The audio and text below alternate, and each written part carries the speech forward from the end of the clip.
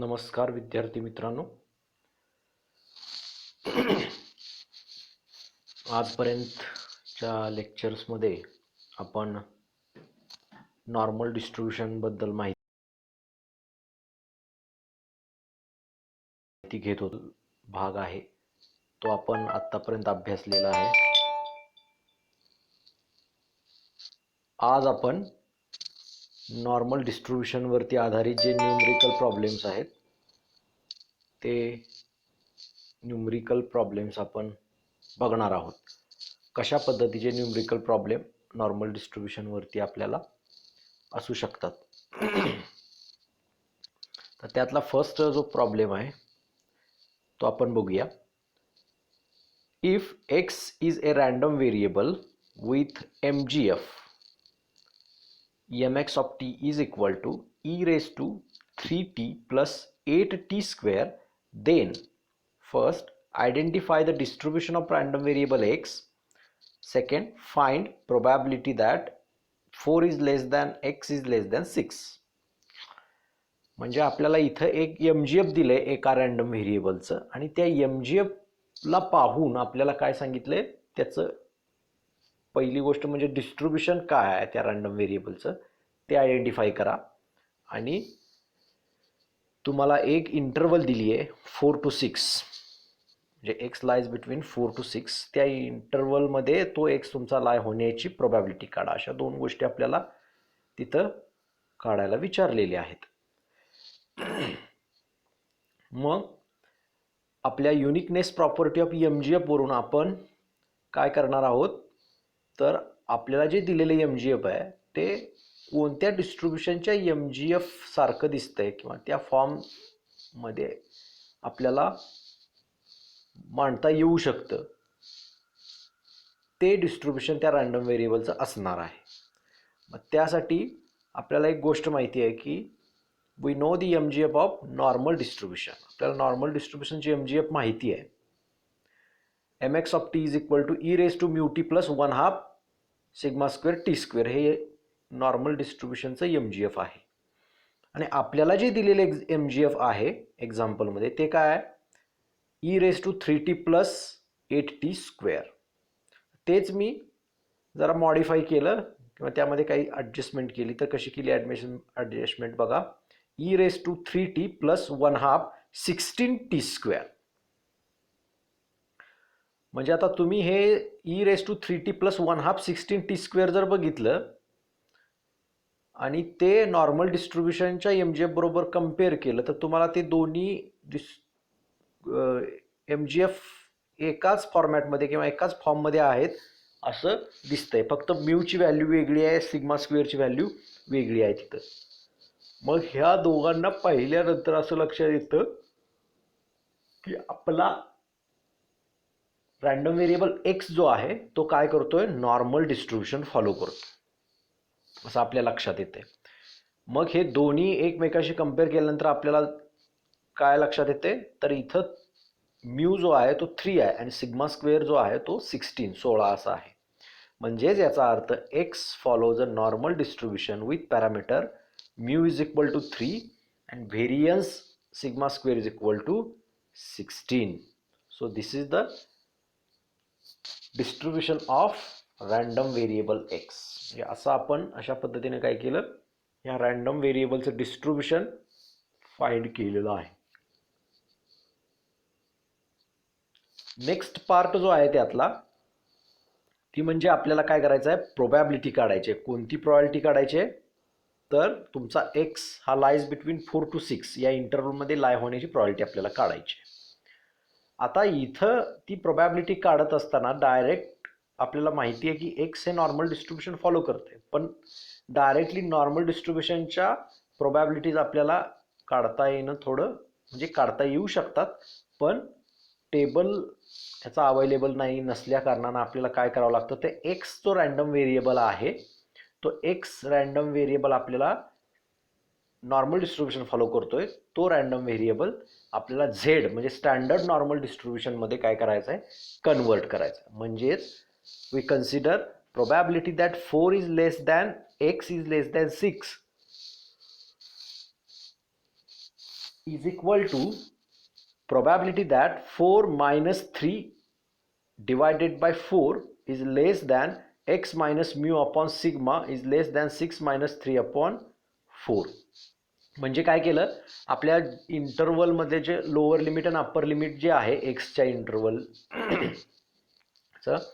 त्याला काय केलं आपण, एक्स जो रॅन्डम व्हेरिएबल आहे तो स्टँडर्ड नॉर्मलला कन्वर्ट केला. स्टँडर्ड नॉर्मलला कन्वर्ट करत असता आपण काय करतो, तर त्या व्हेरिएबलमधून त्याचा मीन मायनस करतो आणि स्टँडर्ड डेव्हिएशननं त्याला डिवाइड करतो. म्हणजे एक्स मायनस म्यू आपण सिग्मा केलं की आपल्याला झेड मिळतं.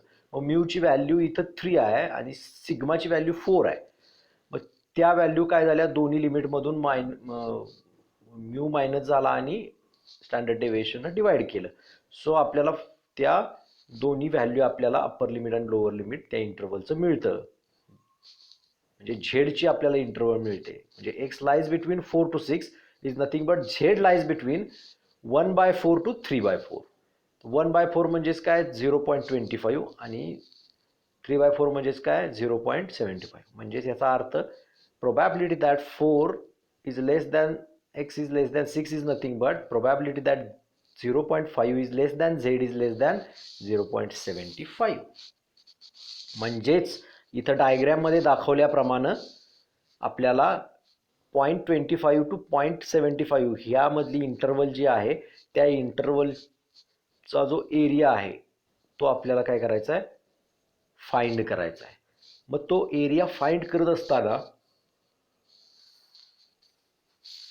आपण आपल्याकडे ज्या टेबलमध्ये अवेलेबल प्रोबॅबिलिटीज आहेत स्टँडर्ड नॉर्मलच्या, त्याचा वापर करून आपण काय करणार आहोत, त्या काढणार आहोत. आता नॉर्मल टेबलमधल्या ज्या प्रॉपर्टीज आहेत त्या प्रॉपर्टीज कशा दिलेल्या असतात, एका पर्टिक्युलर व्हॅल्यूपासून अबाव असणारा एरिया म्हणजे त्या प्रॉपर्टीज दिलेल्या असतात, त्याच्या व्हॅल्यू दिलेल्या असतात. म्हणजे 0.25 पासून इन्फिनिटीपर्यंत जो एरिया आहे तो तुमच्या प्रॉपर्टी टेबलमध्ये दिलेला असतो. म्हणजे 0 पासून इन्फिनिटीपर्यंत असेल तर 0.5 येणार. पुढची एखादी व्हॅल्यू असेल तर तिथून पुढचा एरिया तुम्हाला दिलेला असतो. म्हणजे तुम्हाला डायरेक्ट अशा इंटरवलची प्रॉपर्टी काढायची असेल तर तुम्हाला काहीतरी ॲडजस्टमेंट करावी लागते. म्हणजे आता आपण जर इथं ॲडजस्टमेंट केली,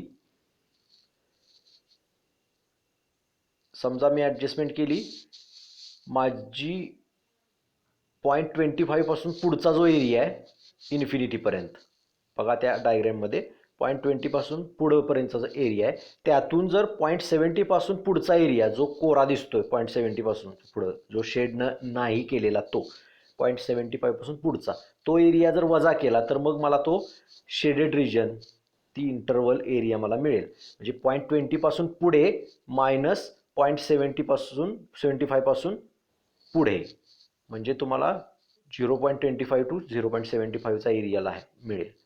म्हणजेच मी तिथं खाली ते सिम्प्लिफाय करून लिहिलं आहे, that is nothing but probability that 0.25 is less than Z minus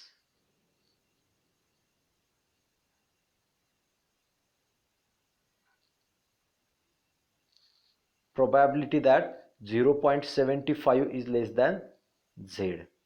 That is nothing but z is greater than 0.25 minus z is greater than 0.75. म्हणजे z is greater than 0.25 याचा अर्थ 0.25 पासून पुढं सगळा एरिया आणि z is greater than 0.75 म्हणजे 75 पासून पुढचा सगळा एरिया. ह्या दोघांचा डिफरन्स घेतला तर आपल्याला ती इंटरवल मिळते. मग ती नॉर्मल प्रॉपर्टी टेबलवरून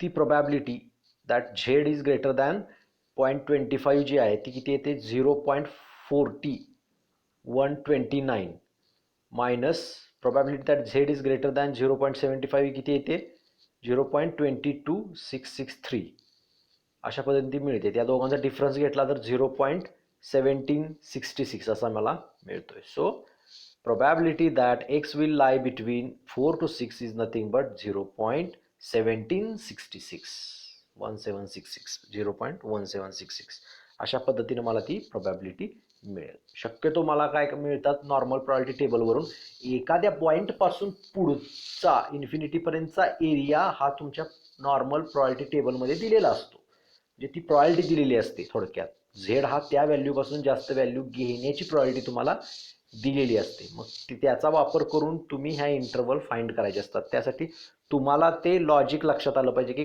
कुठल्या ह्याच्यामधून कुठला इंटरवल मायनस केला तर आपल्याला पाहिजे तो इंटरवल मिळेल किंवा पाहिजे तो एरिया जो आहे तो आपल्याला मिळेल. हे आपण लॉजिक वापरून डायग्राम काढल्यानंतर लक्षात येऊ शकतं की आपल्याला कशातून काय मायनस केल्यानंतर किंवा कशात काय ॲड केल्यानंतर आपल्याला रिक्वायर्ड एरिया मिळेल. हे असं डायग्राम काढून ठरवायचं. ओके.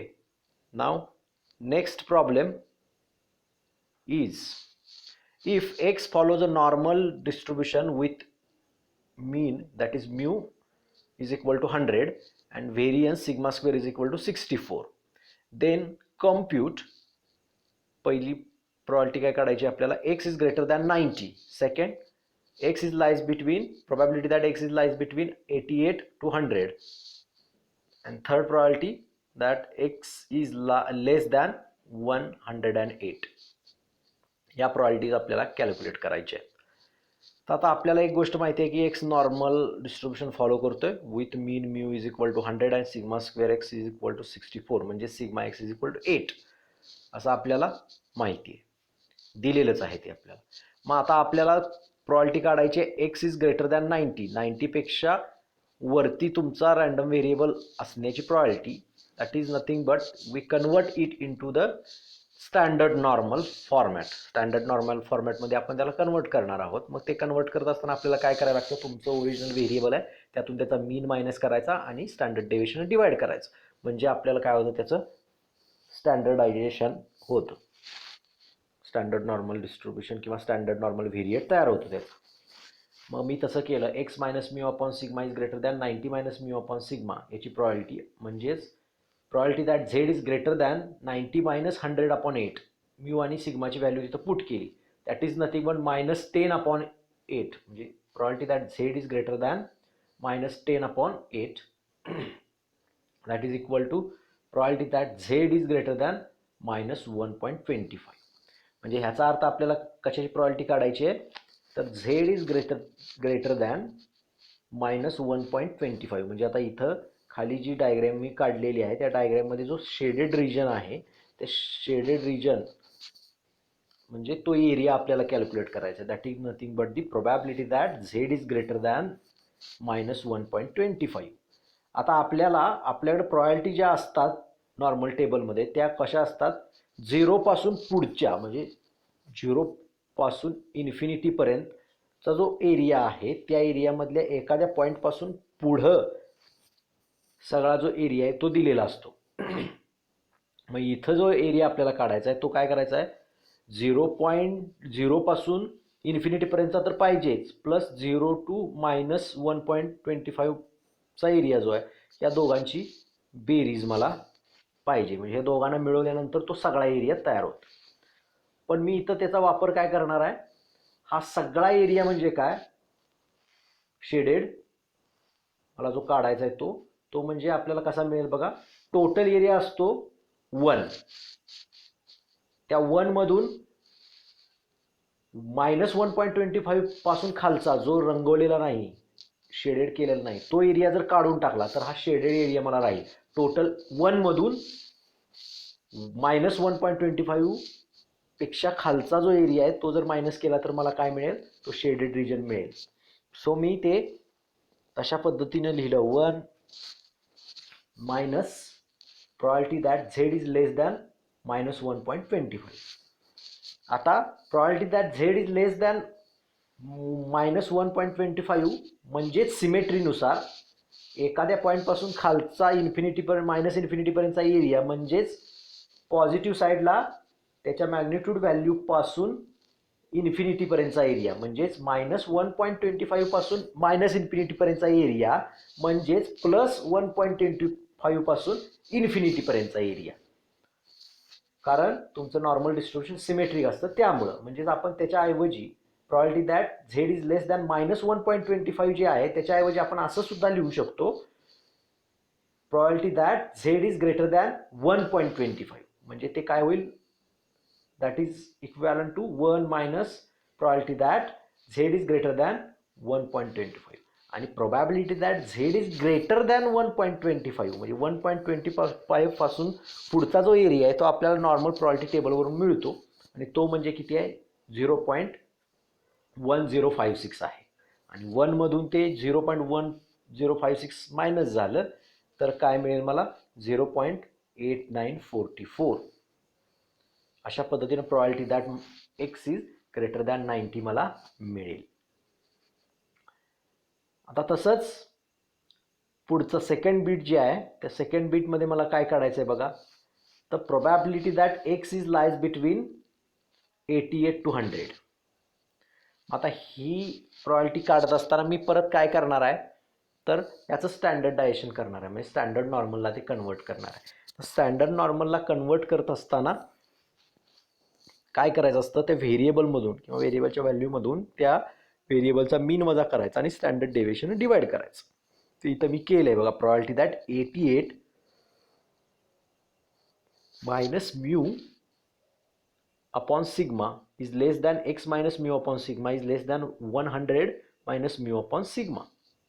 नेक्स्ट लाईनला बघा probability that 88 minus 100 upon 8 is less than z is less than 100 minus 100 upon 8 म्हणजेच म्यू आणि सिग्माची व्हॅल्यू पुट केली. आता ते जर सॉल्व केलं सिम्प्लिफाय करून सबस्ट्रॅक्शन करून डिवाइड केलं तर मला काय मिळेल बघा probability that minus 12 upon 8 is less than z is less than 0 कारण 100 minus 100 0 येणार divide by 8 that is again 0 and that is nothing but probability that minus 1.5 is less than z is less than 0 म्हणजे 0 पासून खाली minus 1.5 पर्यंतची जी interval आहे त्या interval मध्ये तुमचा z लाय होण्याची probability आपल्याला काढायची आहे थोडक्यात and that is nothing but the probability that x lies between 88 to 100.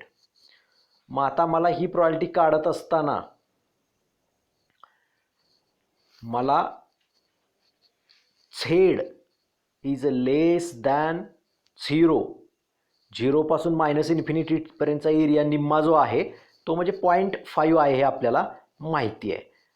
त्या निम्म्या एरियातून जर -1.5 पासून खालचा एरिया मायनस इन्फिनिटी पर्यंतचा एरिया जो शेड केलेला नाही तो एरिया जर वजा केला तर मला काय मिळेल -1.5 टू 0 पर्यंतचा एरिया शिल्लक राहील मला.